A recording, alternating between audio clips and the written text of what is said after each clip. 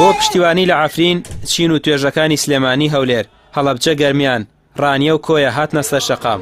هەموو دەنگەکان بەبێ جیاوازی هاوڵاتیان و حیزب و لایەنەکان پشگیری خۆیان بۆ شارە گەمار و دراوەکە دووپات کردەوە. تورکیا بقوەتێکی نەباشەتەوە. ئەم هاوڵاتیە خەڵکی عەفرینە ماوەی چەند ساڵێکە شارەکەی جێهێشتووە. ئەو دەڵێت عەفرین شاری کوردانە، ئەمڕۆ دەبێت هەموو دەنگەکان یەک بخرێن و نابێت عەفرین تەنها بکرێت. هەر کەسی ئەڵێ لا ئیلاهە ئیلا الله محەممەد ڕەسوول الله با پشتوانی عەفرین بکێ. خەڵکی فیسبوک با بە فیسبوک یارمەتی بکێ، خەڵکی دەوڵەمەند با بە دەوڵەمەندی یارمەتی بۆ عەفرین بکێ، گەنجی کە توانێ شەڕی بکێ با بشەڕ بچێ یارمەتی عەفرین بکێ. بشهیدی خوێنێ عەفرین ئینشاءالله کوردستان ئازایەکەن. قورآن دەبێ ئیزا ئەتاکم فاسقم بنەبەئن فتەبەیەنوا. تورکیا بقوەتێکی نەباشەتەوە، بقوەتێکی نەخێر هاتووە. من ئەڵێم قوربان دڵی هەر کەسی ئەڵێ من کوردستان من ئیسلامم با یارمەتی بۆ عەفرین بکێ، بە مەلا ئەبێ، بە خوتبەی جومعە ئەڵێ، بە چی ئەبێ، بەس یارمەتی بکەن. می بەرامبەر عەفرین نەکرێ، بەرامبەر هەموومان نەکرێ، بەرامبەر هەموو پارچەکانی کوردستان نەک چوار پارچە بەڵکو کوردستان کۆمەڵێ پارچەی تریشە و لە بۆ دو ئەوە شەرینکەن و پێویستە ئێمە هەموو یەک بین.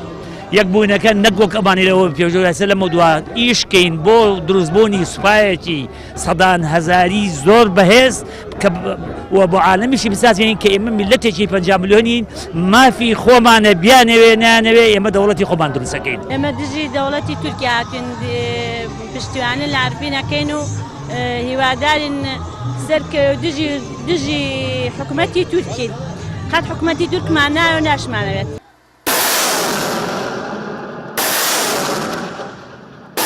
ماوەی 36 ڕۆژە لەلایەن دەوڵەتی تورکیاوە شاری عەفرین گەمارۆ دراوە. ئێستا شەڕ لە دەوروبەری شارەکە لە نێوان هێزە کوردیەکان و سوپای تورکیا بەردەوامە. هەرێمی کوردستانیش پشگیری خۆی بۆ هەوڵاتیانی کورد لە عەفرین بە ئەنجامدانی خۆپشاندان و گرتبوونەوەی ناڕەزایی دەگەیەنێت. داواش دەکرێت سوپای تورکیا لە خاکی هەرێمی کوردستان دەربکرێن و بایکۆتی سەرجەم کاڵا تورکیەکانیش بکرێت.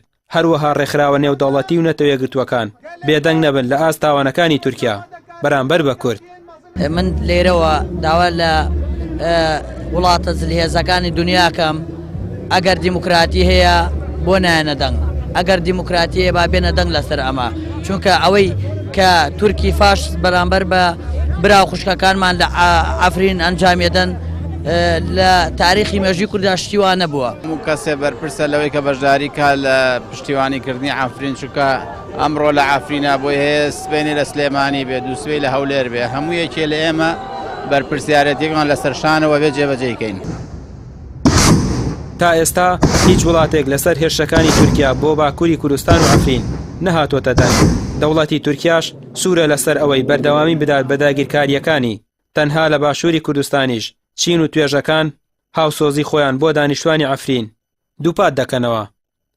ڕەمیا ڕوسمان کەناڵی ئاسمانی پێیام سلێمانی.